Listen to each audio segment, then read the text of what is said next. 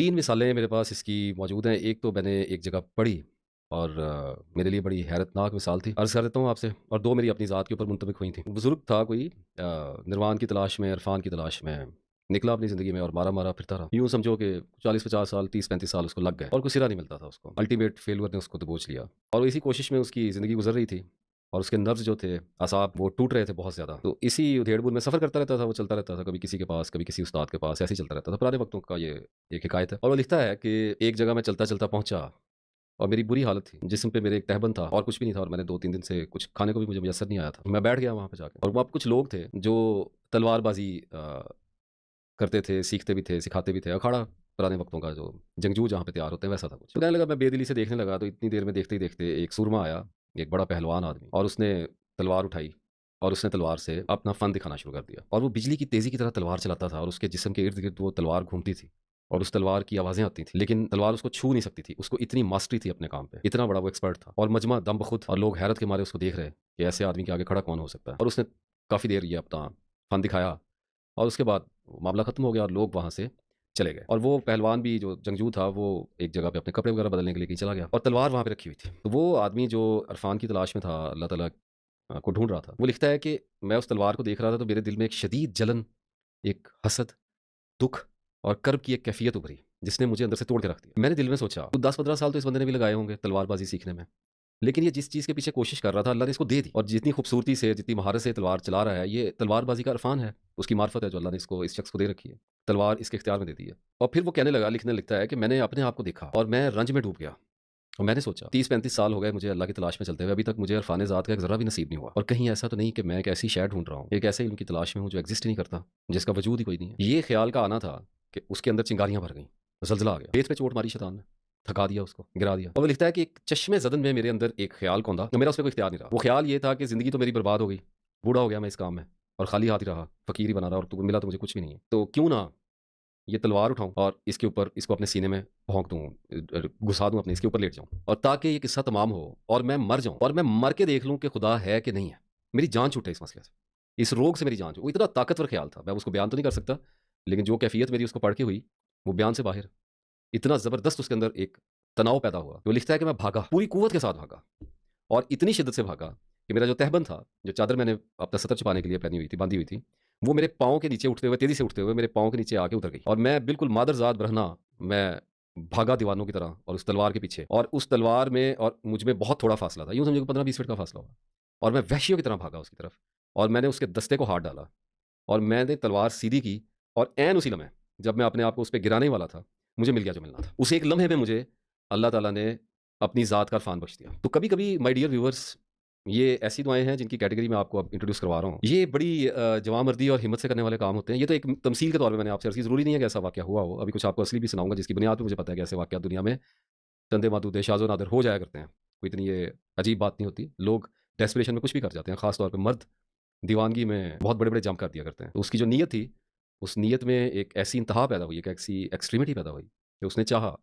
कि अगर मैं मर जाऊँ तो मरने के बाद तो यकीनी है कि मैं उस निर्वाण तक, उस इरफ़ान तक पहुँचूँगा जो मुझे जीते जी नहीं मिल रहा, और उसकी इसी नीयत की वजह से अल्लाह ताला ने उसको अपना आरिफ़ कर लिया। ऐसे 2 वाक़ये मेरे साथ हुए। एक मामला ऐसा हुआ कि 2005-6 की बात, किसी ने मुझे एक चैलेंज कर दिया, यूँ समझिए तंज़ कर दिया, तहक़ीर कर दी, कुछ कर दिया।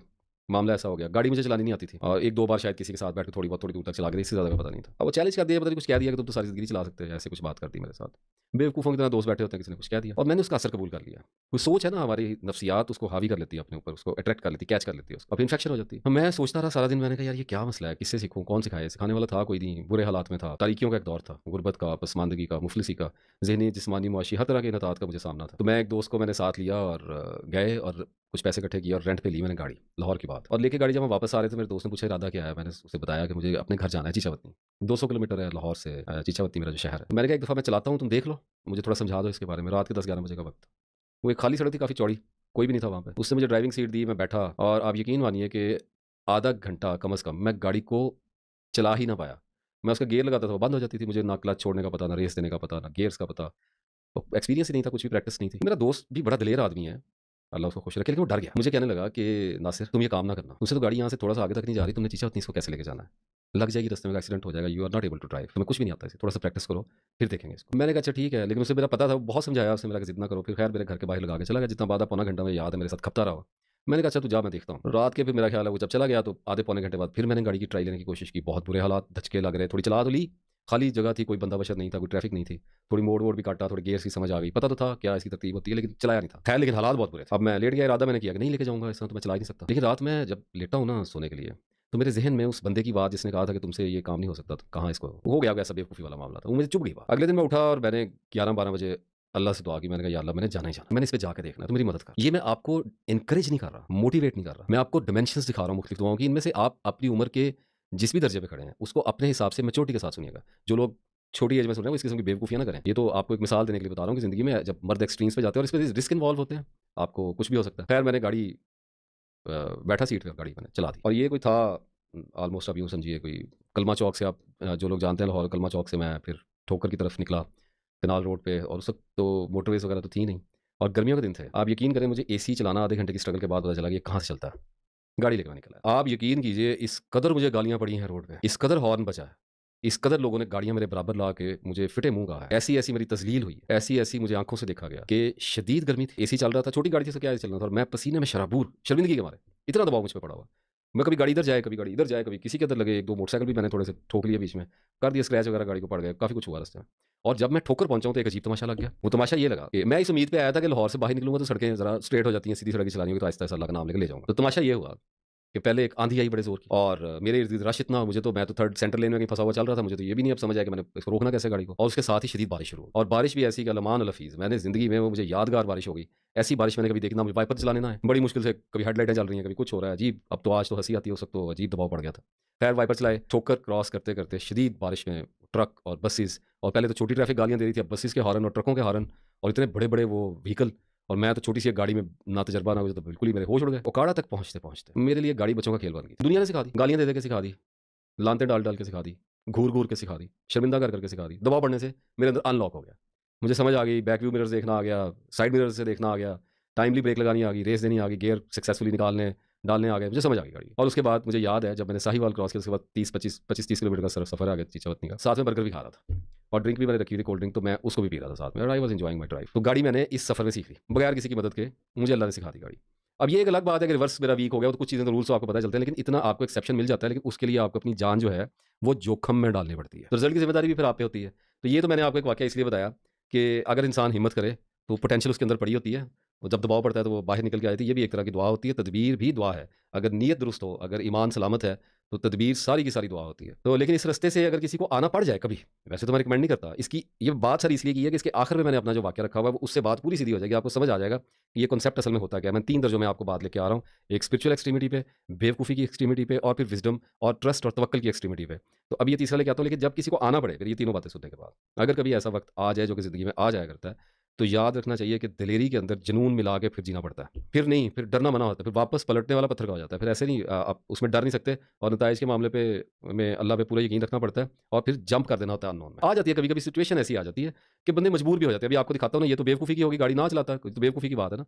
तो लेकिन अब जो बताने जा रहा हूँ, उसमें धक्का पड़ गया था। तो अगर ये एक्सपीरियंस ना होता मुझे, तो मैं यहाँ से भागता। मेरा स्लीपिंग पिल का मेडिसिन का विड्रॉल चल रहा था, बड़ा खौफनाक है, मैंने अपनी पर्सनल लाइफ स्टोरी में बयान किया, और जो बयान किया वो 1-2% या ज़्यादा से ज़्यादा लगा लो 10% बयान किया, 90% तो पी गया। उसकी वजह ये है कि कुछ तो, अगर तो मैं कुछ थोड़ा खुल के बताऊँ, तो कुछ लोग कहेंगे कि ये एग्जैजुरेट करता है, कुछ लोग कहेंगे मुबालगा है, ज़्यादा उसको चटखारे और मसाले लगा के दास्तान वही करता है, यकीन नहीं करेंगे उस पे। और फिर कुछ लोग जो हैं वो डर भी जाते हैं, फिर कुछ लोग शिज़ोफ्रेनिया के होते हैं, वो उसको कॉपी करने लग जाते हैं, हमारे साथ ऐसा ना हो जाए, वहम पाल लेते हैं। फिर कुछ कमेंट्स भी मैंने ऐसे देखे हैं, जिसमें अक्सर लोग मैंने काफ़ी कमेंट ऐसे देखे हैं, जो कहते हैं ये हर वाक़या तुम्हारे साथ ही होना होता है। अभी भी ये देखो, हर वाक़या मेरे साथ ही होना होता है।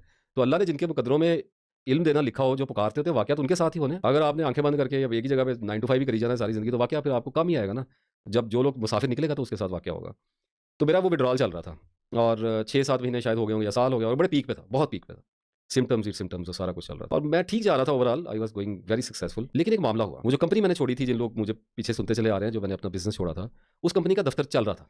तो मैं उनको कंसल्टेंसी दे रहा था, मतलब एवरीडे 2 घंटे के लिए चला गया, फिर आहिस्ता-आहिस्ता वीक में 1-2 बार जाना शुरू करा। इस तरह मैं आहिस्ता-आहिस्ता उसमें से निकल रहा था, हैंडओवर्स कर रहा था चीज़ों को। तो मैं वहाँ पे बैठा हुआ था, जुमे की नमाज़ पढ़ने के लिए हम लोग गए हैं, उसके बाद एक खाली कमरा था ऑफ़िस में, मैं वहाँ बैठ के, मेरी आदत है सूरह कहफ़ पढ़ता हूँ, तो मैंने सूरह कहफ़ खोली और मैंने उसकी तिलावत शुरू कर दी। अब जब शुरू की है तो मेरे ख़्याल 5-7 मिनट ही हुए होंगे, अभी वो असहाबे कहफ़ के भी 2-3 पेज ही हुए थे, तो मेरे सीने में दर्द शुरू हो गई। दर्दें तो पहले भी सीने की बहुत सारी देख रखी, लेकिन वो दर्द कोई और तरह की आई। शैतान करता है ना, फिर आपके ऊपर आता है, पता होता है कि यहाँ से गिरेगा। अब सेंट्रल ऑर्गन है हार्ट, क्या करें, कुछ ना कुछ तो सेंटिमेंटल बंदा हो ही जाता है। तो वो दर्द शुरू हुई है, वो पहले 1-2 मिनट आहिस्ता होती रही और उसके बाद वो रेडिएट कर गई मेरे कमर में, मेरे शोल्डर में, मेरी बाजुओं में और वो मेरे गले में और पीछे सर तक। वो बड़ी सख्त, तोड़ देने वाली दर्द थी। बहुत ज़्यादा शदीद दर्द में वो 5 मिनट के अंदर ही चढ़ गई और शुरू में मैंने सोचा कि एसिड रिफ्लक्स है, तेज़ाबियत हो गई है, कुछ सिम्पटम्स होते हैं ऐसे। और अपने नॉलेज पे भरोसा करके, अल्लाह पे तवक्कल करके मैं कुरान पाक पढ़ने का फ़ैसला कर लिया। मैंने कहा let me see what happens, और वो अलाव भड़क गया। मेरा ख़्याल है अभी असहाबे कहफ़ पूरा नहीं हुआ था वो वाला चैप्टर, और जहाँ तक मुझे याद पड़ता है, क्योंकि वो ना भूलने वाला एक दिन था, मेरा ख़्याल है कि मैं वहाँ तक पहुँचा जहाँ पर 2 बागों का ज़िक्र है और वो माशाअल्लाह वला कुव्वता इल्ला बिल्लाह वाला ज़िक्र है। मैं उस जगह पे था जहाँ तक मुझे याद पड़ता है कि दर्द पूरी शिद्दत में आ गया, और वो इतनी शिद्दत से आया कि मुझे ऐसे लगा कि मेरी पसलियाँ टूट जाएँगी, जो रिब केज है ना, ये टूट जाएगा दर्द की वजह से। उस वक़्त मेरा दिल घबराया और मुझे नौज़िया, वॉमिट फ़ील हुआ, जैसे लगा मुझे मतली हो जाएगी, क्या हो जाएगी मुझे, और उसके साथ ही मेरे माथे पे पसीना आया और मेरे हाथ और पाँव पे पसीना, मैंने हाथ देखा तो पसीना आया हुआ था। एट दैट मोमेंट मैंने सोचा, मैंने कहा नासिर इफ्तिखार, एसिड रिफ्लक्स ऐसा होता नहीं, that was pure classical heart attack के सिम्पटम थे। और वो बहुत सांस भी उखड़ने लग गया, बहुत ज़्यादा, मतलब ले ही नहीं पा रहा था, इतना इतना दुखन और इतनी दर्द उसके अंदर थी चेस्ट के अंदर। अब मेरे पास 2 रास्ते थे, एक रास्ता ये था कि मैं ईआर में जाता, इमरजेंसी में जाता, बाहर सारा ऑफिस बैठा हुआ था, किसी को पैराग्राफ गाड़ी निकाल दे 2 मिनट में ले जाते मुझे। लेकिन मैं उस वक्त वॉर में था और मुझे पता था कि जब आप वॉर में होते हैं तो भागना एक और ही तरह की शय होती है। ये इसलिए बात कर रहा हूँ, दानिशमंदी नहीं है, दानिशमंदी नहीं है। जो लोग फंस जाते हैं ना इन चीज़ों में, उन्हें कभी कभी दिलेरी फिर दिखानी पड़ जाती है। मामला ये था कि मेरे नॉलेज के मुताबिक ये हार्ट अटैक नहीं था, और शैतान के मुताबिक ये प्रॉपर हार्ट अटैक था। तो मेरे 2 हिस्से हो गए। एक हिस्सा इस बात पे यकीन कर गया कि ये हार्ट अटैक है, और एक हिस्सा मेरे नॉलेज का, मेरे माइंड का इस बात पे यकीन कर गया कि ये विड्रॉल का सिम्पटम है बड़ा शदीद है, लेकिन ये हार्ट अटैक नहीं है। अब अगर तो मैं वहाँ से भाग जाता, भाग जाने से मुराद ये चला जाता हूँ, हम पे फ़र्ज़ है कि अपनी जान बचाएँ। मेरा मामला थोड़ा-सा डिफरेंट था, अभी भी हो जाता है कभी-कभी, डिफरेंट एक्सेप्शन हो जाती है। अगर तो मैं चला जाता, तो मेरी स्टडी मारी जानी थी, केस स्टडी मारी जानी थी। ये होता कि अगर जाके वहाँ पे हार्ट का निकल आता तो मैं सियाना निकल आया। को देते मुझे एंजीसिड, ईसीजी करते, या मेरा को जो भी मामला होना था अल्लाह के हवाले हो गया मैं, या मैं पहुँच गया तिब्बी इमदाद तक। अगर वो हार्ट अटैक नहीं होता और वो ईसीजी करते और वो कहते कि जी कुछ भी नहीं है, एसिड रिफ्लक्स हुआ है, तेज़ाबियत हुई, तो मेरा करियर खराब हो गया था। क्योंकि सेल्फ कॉन्फिडेंस मारा गया, हर्ज कोई नहीं था जाने में। ऐसा नहीं था कि मेरा विड्रॉल खराब हो जाता था, कुछ चलता रहता था, कुछ भी नहीं होता, कोई पेन किलर दे देते, कुछ ड्रिप शिप लग जानी थी, इतना ही होना था। लेकिन मैंने बैठ रहने का फैसला कर लिया, और उसके पसे पर्दा जो मुहर्रिक था, जो ताकत थी, वो कुरान पाक था। हाथ में मेरे कुरान पाक, ज़ुबान पे मेरे सूरह कहफ चल रही। मैंने सोचा, मैंने कहा यार बात सुन, मैंने आज मरे कल मरे, मरना तो पड़ेगा, इसमें से निकल जा आज। अगर तुझे मौत है तो तेरे हाथ में कुरान है, तेरी ज़ुबान पे अल्लाह का कलाम है, अल्लाह तुझे माफ़ करेगा इंशाल्लाह। ये एक प्रैक्टिकल डेथ होगी, चला जा, लगा रहे, पढ़ता रहे, ना भाग, गोल्डन चांस है। अगर तूने मरना है तो भाग मत, इससे भाग नहीं सकता। तेरे हाथ में कुरान है, इसको थाम के बैठ जा, मौका नहीं मिलेगा। वो किसी को विड्रॉल ना भी हो, कोई पढ़ रहा कुरान, बंदे के, मर्दों के दिल में, मैं ये मर्द मर्द कर रहा हूँ, मतलब औरतों की भी बात एक होती है, लेकिन मैं कहता हूँ कि बंदों के दिल में बात आ जाती है कि यार ये मौका है। जैसे कोई नमाज में किसी को होता है, बंदा कहता है सजदे में पढ़ो यार, जान छुटती है, और क्या चाहिए, चीज़ें आ जाती है। जब आप बहुत ज़्यादा दर्द तकलीफ से गुजरते हैं तो आप मौत के लिए थोड़े से मेंटली रेडी भी होते हैं। मुश्किलें इतनी बड़ी मुझ पर कि आसान हो गई, वो वाला मामला हुआ था। बैठ गया मैं और मैंने पढ़नी शुरू करा, और फिर वहाँ से चलता चलाता मैं फिर पहुँचा हज़रत मूसा पे, और इंतहा हो गई थी। अटकता था, रोता था, रोया तो जा ही नहीं रहा था, आंसू नहीं निकल रहे थे, मतलब हिचकियाँ और बेबसी के मारे छोड़ा नहीं पड़ना। कई बार मेरे अंदर एक इज़्तिरारी कैफ़ियत है कि इसको मैं बंद करके रख दूँ और मैं लेट जाऊँ। मैंने कहा लेटना भी नहीं, लेट के भी मरेगा, बैठ के मर, और पढ़ता रहा। और फिर जब मैं ज़ुल्करनैन पे आया और याजूज-माजूज से जब मैं आगे बढ़ा, आखिरी रुकू की तरफ, तो आप मेरा यकीन करना, आहिस्ता-आहिस्ता वो जो इफ़रीत था ना मेरे अंदर, बड़ी-बड़ी मैंने दर्द देखी। मैं आप लोगों को अंडरएस्टिमेट नहीं करता, दर्दों की और बड़े ख़ानदान हैं जो मेरे तक नहीं आए होंगे, लेकिन अच्छी खासी रिश्तेदारी है। वो थमना शुरू हुआ, सबसाइड होना शुरू हुआ, और पहली बार मुझे अपने अंदर ज़िंदगी की रमक महसूस हुई। मुझे ऐसा लगा कि अगर तो हार्ट अटैक था चला गया है, एसिड रिफ्लक्स था तो तब भी चला गया, दोनों सूरतों में बचा लिया गया हूँ। तो पढ़ी, और पढ़ के कुरान पाक बंद किया और देखा अपने आप को, और 5 मिनट बैठा रहा, पानी का ग्लास पिया, और वो पानी अंदर गया और उसने मेरा सीना खोला और मुझे रिलीफ आ गया। और मुझे याद है कि उसके बाद 3 दिन तक मेरे सीने के अंदर शदीद दुखन रही, जैसे सांस लेता कोई चीज़ दुखती थी, पसलियाँ नहीं थी, वो अंदर कोई चीज़ दुखती थी। सांस की नाली, फेफड़े और पसलियाँ मिला के कुछ दुखता था सेंटर में। वो अगर तो ऐसा था तो acid reflux he, now I know, लेकिन वो बहुत ही हॉरिबल था, इक्विवेलेंट टू हार्ट अटैक हो गया था। तो भुगत गया। तो अब उसके बाद हुआ क्या कि जो मुझे अल्टीमेट पावर मिली है उसमें से निकलने के बाद, जो मुझे अल्लाह पे ट्रस्ट आया है, जो मुझे अपने आप पे एतबार आया है, जो मुझे अपने रास्ते के ठीक होने का निशान मिला है, वो बयान नहीं कर सकता मैं आपको। और उसके बाद एसिड रिफ्लक्स शायद 1-2 आए, तो उसके बाद तो वो भी अल्लाह का, उसकी पीक अल्लाह ने दिखा दी मुझे, व्हाटएवर, और चीज़ें चल गई। तो कभी-कभी आपको ऐसा होता है कि आप दुआ करोगे और आपको जंप करना पड़ जाएगा, बिल्कुल अपोज़िट डायरेक्शन में। अब जैसे मैं हूँ, मैं दुआ कर रहा हूँ विड्रॉल की, तो विड्रॉल में जंप मुझे करवा दिया। तो इसी तरीके से कभी-कभी होता है कि आदमी कहता है कि या अल्लाह मुझे इस मुसीबत से निजात दे, और उसको उसी मुसीबत में कूदना पड़ता है, यही उसकी निजात होती है। वो उससे डर रहा होता है, अल्लाह उसको धक्का देता है उसके अंदर कि कूद इसके अंदर। मैं इसको तेरे लिए ठंडा करता हूँ। तो अल्लाह ताला अपने अंबिया अलैहिस्सलाम अजमाइन की सुन्नत जो है, वो अपने बंदों पे किसी न किसी तौर उसको जारी किया करता है ताकि उसके बंदे सीखें, लर्न करें, अल्लाह की हाकमियत, उसकी हिकमत को पहचानें और उसका शुक्र अदा करने के काबिल हो सकें।